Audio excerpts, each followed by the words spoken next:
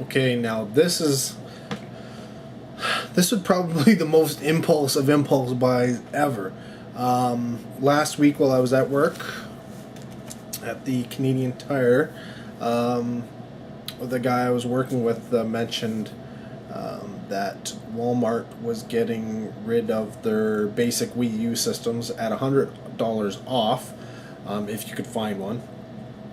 He also mentioned that somebody had posted on a forum that they were selling some video games at $10, Wii U games, and they had contacted a few Walmarts in the area to confirm that this was the case, and some of them said yes, some of them said no. The one that was literally right beside where we work was not, and they wouldn't price match another Walmart location, oddly enough. So we it kind of sucked, but he went over to the Walmart to check to double check that day, and they still weren't selling it for $10. And so he gave his brother a call to let him know, because his brother was, they'd gotten the Wii U system for the $100 off. They needed some games for it, obviously. And so his brother was going to, I guess he was going to a location that they had confirmed that the games were $10 at. And later on that day, I actually got a call and thing from the guy I worked with saying, "My brother's there right now. Do you want a copy? For it's only $10." And I was like, yeah. If there's one there, get me, whatever. I'll take one for $10. Sure. Well, today I picked up my copy of Nintendo Land for Wii U that I paid him $10 for. Now I don't have a Wii U. I'm assuming I will eventually get a Wii U.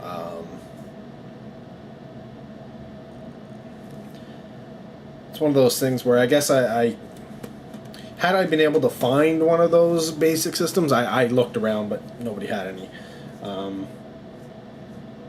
At $100 off, I probably would have picked one up, but it's one of those things where to make that work, you have to get an external hard drive.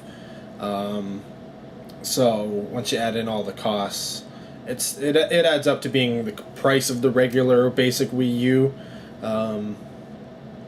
but at least that's cheaper than the deluxe version. But anyways, I'm kind of rambling about that. But yeah, if I had found one, I probably would have gotten one.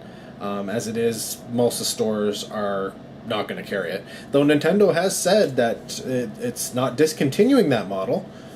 It's just, I guess, the retailers who have decided that they're not going to carry it. So I don't know what Nintendo's going to do. If nobody is carrying the product, you might as well discontinue it because nobody's going to buy it from you. So yeah, I don't know what's going on there. Maybe they'll come back later and say they're going to discontinue it. It makes no sense with, launch day, everybody, some people got the basic version, some people got the deluxe version, they got the basic home, immediately had to do an update, and it was like 90% of their hard drive was gone, so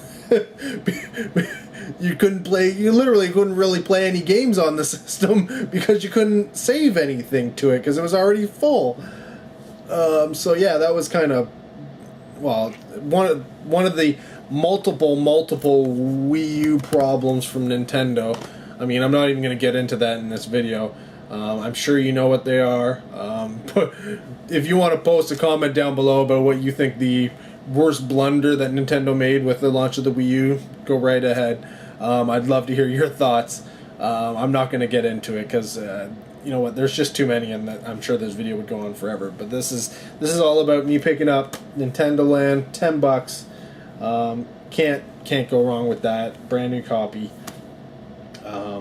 When it comes to Nintendo stuff, I'm mostly about exclusive titles, definitely the first party titles, then anything on top of that would be games where the system, because the Wii is so different from an Xbox or a PlayStation, it's one of those things where the game that was released, if it's all on all three systems, the game that was released on the Wii was different to